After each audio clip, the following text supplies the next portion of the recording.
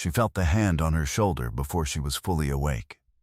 Not rough, not grabbing, just a warm, solid weight that didn't belong to anyone in her life. Cora opened her eyes and saw a ceiling she didn't recognize, high, white, with a pale light fixture that cost more than her monthly wages. And then she heard the voice. "Don't scream," the man said. "I'm not going to hurt you." She screamed anyway.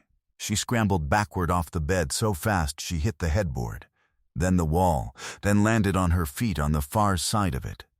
A single adrenaline-powered maneuver that she had never performed before and suspected she could never repeat. The man stepped back immediately, hands raised, palms out. Tall, dark suit, eyes that were watching her with something she was still too terrified to correctly identify. The room assembled itself around her in pieces. The bed, enormous, white linen, clearly never slept in before tonight. The window, a view of a city at night that could only mean one thing about height and one thing about money, the absolute wrongness of being here. "Which floor is this?" Cora breathed. "The 14th, he said. The staff accommodation was on the 3rd. She had come off a double shift at midnight, 16 hours, the Hartley estate. A charity dinner for 200 guests that had run 3 hours over schedule, and she had taken the service elevator up and gotten out, apparently, at entirely the wrong number, and walked through an unlocked door in the dark, and found a bed, and sat on its edge for one moment, and that was apparently all her body needed. She had slept for 4 hours in a billionaire's bed, in her uniform, with her shoes on. "I'm so sorry," she said. The words came out barely above a whisper, dry and automatic. I'll go right now." "It's 3 in the morning, he said. He had not moved from the other side of the bed. He was still watching her with that expression she couldn't name. "Where will you go?" "Staff floor. 3rd. You walked out of that shift at midnight. That means you've been asleep in my room for 3 hours, and you need 3 more, minimum." He paused. "I can sleep elsewhere. The room is yours." Cora stared at him. "You're serious." "I'm almost always serious," he said. "It's a problem I'm working on." She left anyway. Of course, she left. She was a 32-year-old casual hospitality worker in a borrowed uniform who had just committed accidental trespass in the private residence of a man whose name she didn't even know yet. And the only appropriate response was to apologize and disappear. Which she did. She took the elevator down to the 3rd floor and found her bunk and lay in it for exactly 11 minutes before she fell back asleep. She told herself she would not think about the room. The ceiling. The way he had said don't go into the dark. She thought about it for 3 days. If you have ever tried to forget something that had already decided not to forget you, stay with me, because that man was not done with Cora James. Not even close. Subscribe now, because what happens next in this story will make you put your phone down just to pick it back up. His name was Declan Hart. She found this out not by asking, but by existing, by continuing to work the estate over the following 2 weeks, and existing within earshot of the staff who spoke freely in the way staff always do, in the corridors and the service kitchen and the linen room. Declan Hart. 41. The Hartley estate was his, not his family's, not an inheritance, his. Built across 15 years in infrastructure development and technology investment. He lived on the 14th floor. He ate breakfast alone. He had a temper, according to Mrs. Gould, the housekeeper, about specifically 3 things: inefficiency, dishonesty, and people who took the parking spaces, marked staff only. She kept her head down. She did her work. She was good at her work, methodical, thorough. The kind of worker who noticed things before they became problems and fixed them before anyone had to ask. She had been doing this for 4 years, since the project management consultancy she had built in her late 20s had dissolved in the wake of her business partner's decision to take their client list and register a new company over a weekend without telling her. She had come in on a Monday to a forwarding message on the shared phone line and an empty desk where his things had been. She had sat with that for a week and then filed the paperwork to wind up the business and found her first shift and kept going. She had been rebuilding quietly and slowly, and in the meantime there were shifts to pick up and rent to pay, and she was not too proud to clean rooms for a living. She had never been too proud for anything honest. What she was tired, bone tired, the kind that accumulated over years and didn't lift with sleep. She recognized it now when she felt it. She had been feeling it the night she climbed into the wrong bed. She saw him again on a Wednesday. She was in the East Corridor relining the service trolley, her hands on autopilot, her mind in the specific blankness of a person running on not enough sleep, when the door at the end of the hall opened and he came out of it, unhurried, jacket over one arm, phone in hand, and saw her, and stopped. "3rd floor," he said. "14th, she said. "I work here, sir." Something moved at the corner of his mouth. "Declan," he said. "Not sir." "That seems like a terrible idea," Cora said. He laughed. She had not been expecting it. A genuine sound. A full one, the laugh of a man who didn't do it often and meant it when he did. He looked at her for a moment with that expression she had finally, in the 3 days of trying not to think about it, correctly identified. He was paying attention. Not performing attention. Actually paying it. "What's your name?" he said.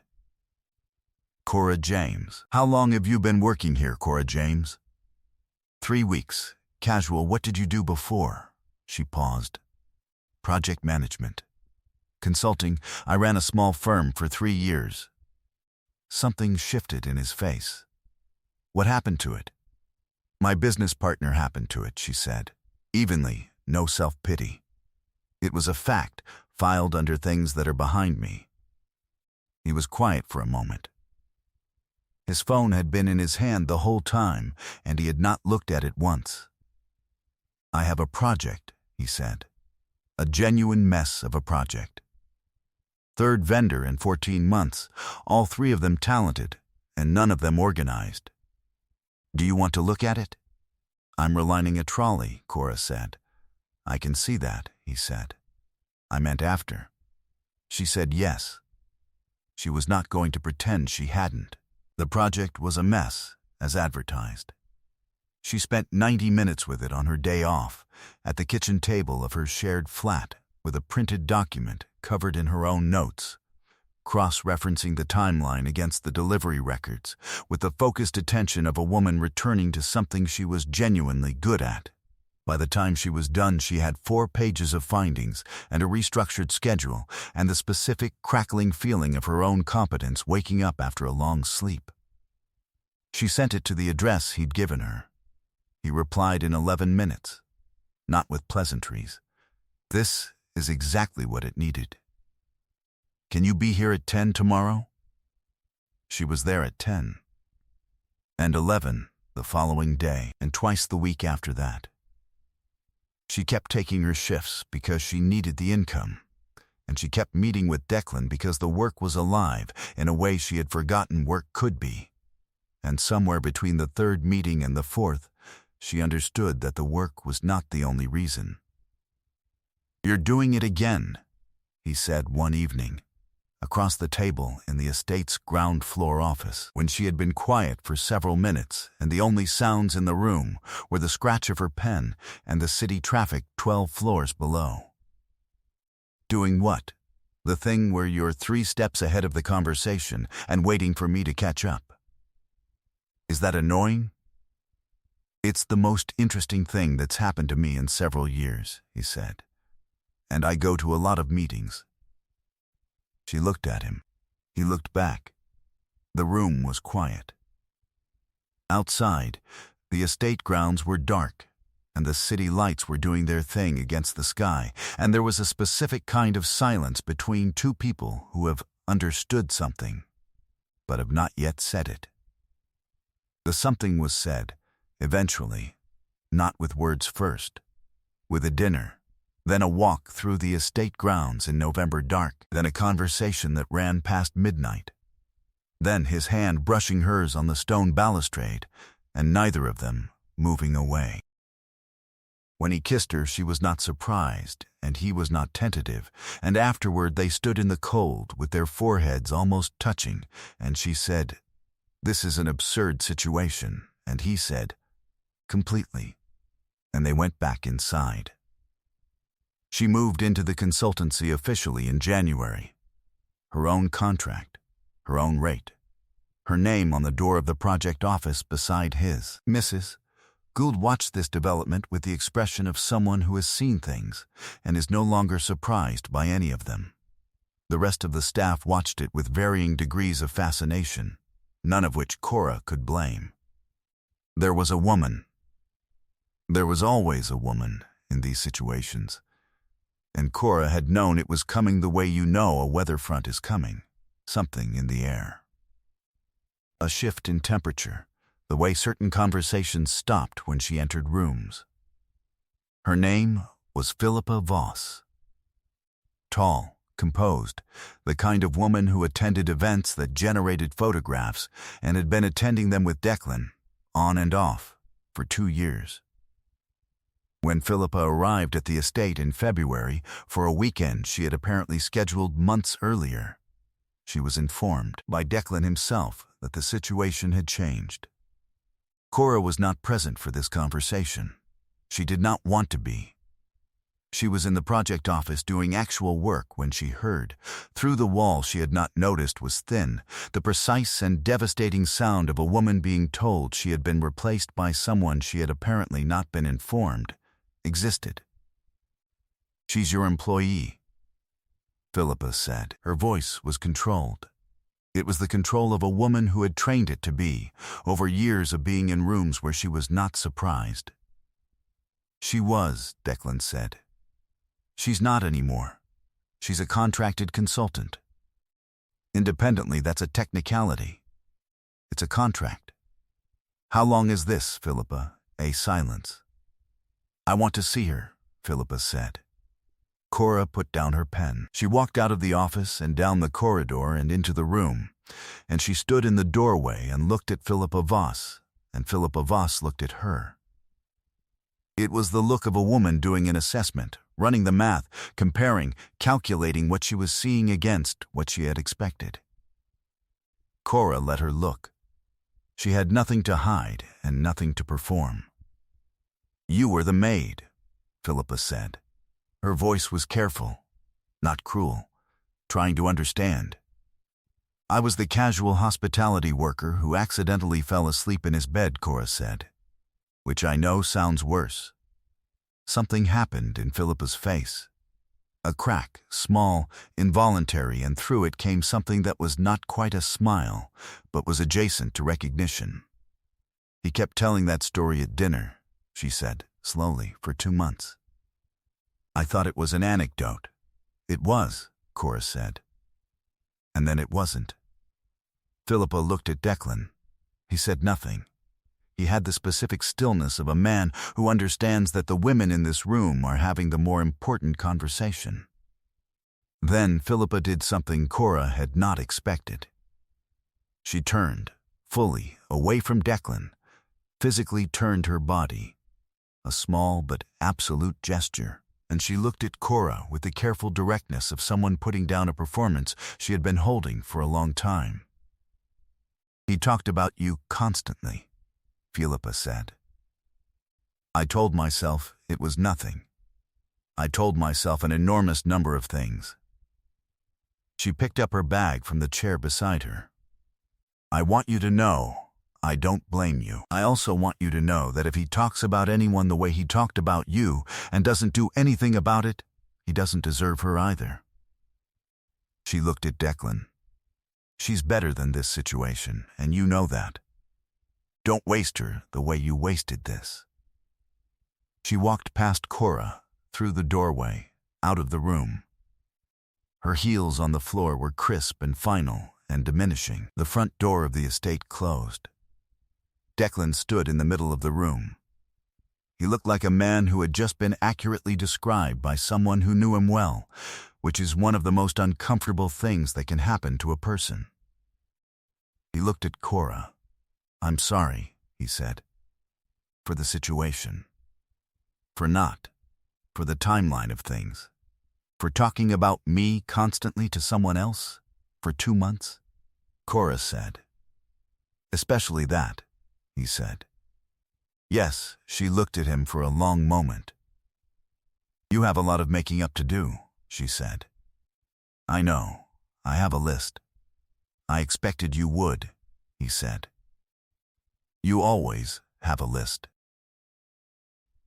She moved into the estate in April, the 14th floor, the room with the city view, the bed she had first encountered from entirely the wrong direction. She had her own office now, a proper one, with her name on the wall and a contract rate that reflected what she was actually worth, and a project list that had expanded to 6 engagements across the Hart portfolio and was growing at a rate that required her to hire her own staff, which she was doing methodically and well. Mrs.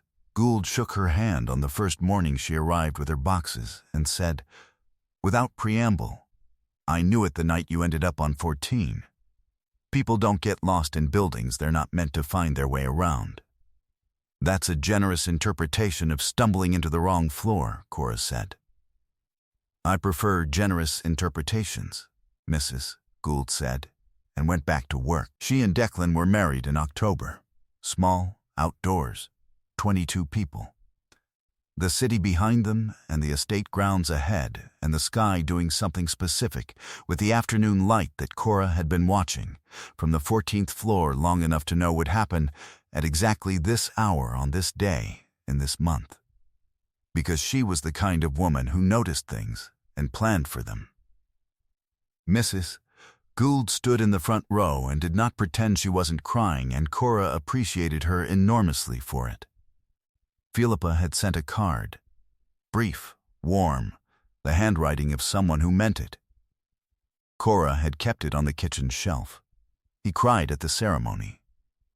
Not dramatically, quietly, the way he did most things that mattered to him, with his face very still, except for the one place it wasn't. She did not cry. She had done that privately, 3 weeks earlier, sitting at her kitchen table with the contract for her company's largest engagement to date, and the knowledge that she had built it herself, from a corridor encounter and 4 pages of handwritten notes, and the crackling feeling of her own competence coming back to life. She had cried then. Good tears. The kind that meant something was done being lost and had been found and was not going anywhere. She thought about a ceiling she didn't recognize, a shoulder she hadn't expected. A voice saying don't go in a dark room at 3 a.m, to a woman who was exhausted and lost and had no idea that the wrong floor was the right one. She had stayed, in the end. Not because he asked, because she had looked at the room, the work, the window, the way his attention landed on her like something accurate and permanent, and decided that this was a place worth finding her footing in. She had good footing now. She had built it herself. If this story stayed with you, if you believe the wrong door sometimes opens into exactly where you need to be, subscribe, share this with someone who needs to hear it, and leave a comment. What's the wrong turn that changed your life? The section is waiting for you.